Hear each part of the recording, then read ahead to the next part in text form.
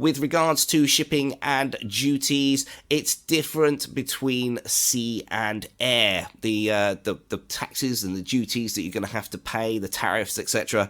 But do be aware that you're going to have import duties and you will have costs for sea and freight. So we're going to go into a little bit of the Incoterms. It's a word you might have heard. A lot of people get scared when they hear the word Incoterms, but basically Incoterms come from the International Chamber of Commerce, and they're used universally to define methods of freight forwarding. Now there's some that are more common than others. Free on board, FOB, you'll usually hear it being called FOB, where the price includes delivering good to the nearest port. That is the nearest port to the manufacturer.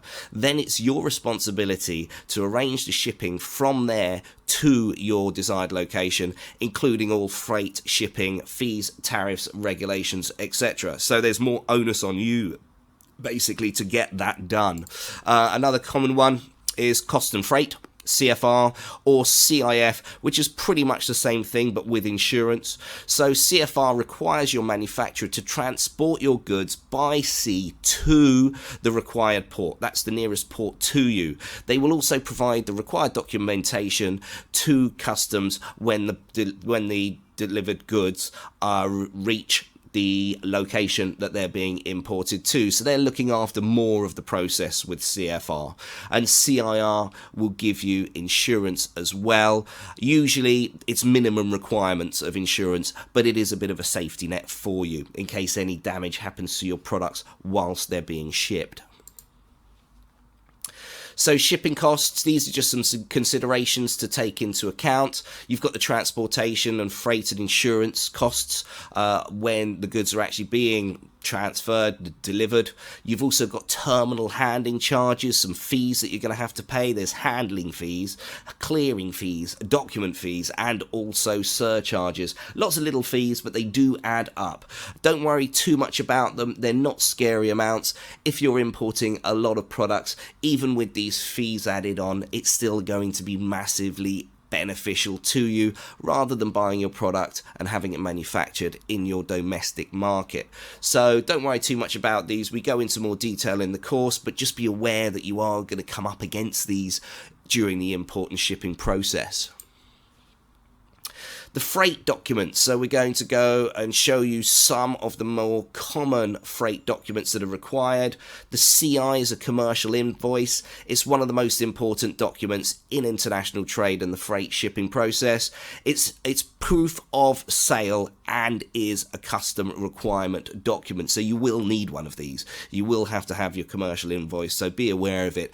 And it's beneficial to have all of your testing reports, your lab testing and your quality control reports ready to submit with these as well. Copies obviously, but it's good to have these ready when you are actually submitting these at the customs port. A bill of lading, or BOL, another required document to move a freight shipment. It acts as the receipt of the freight services, so it's a contract between the freight courier themselves and also acts as a document of title.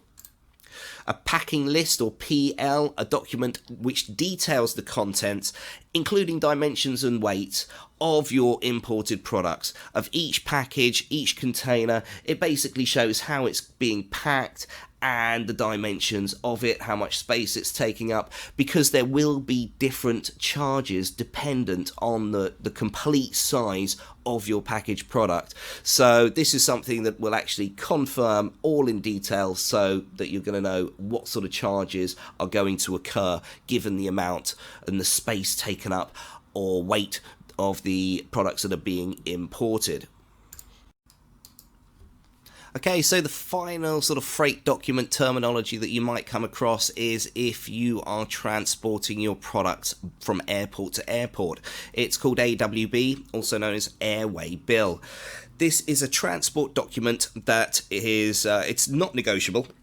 You need to have it, and it's also got to have a consignee name, so that is usually the buyer or the importer themselves. However, if you're having an agency or logistics company to work everything for you, then it would be them. It doesn't actually, it's not a title of property, it's not the actual owner, it's actually who's going to be receiving it and taking responsibility for the merchandise itself. So it's just another thing to be aware of if you are going to be shipping by air.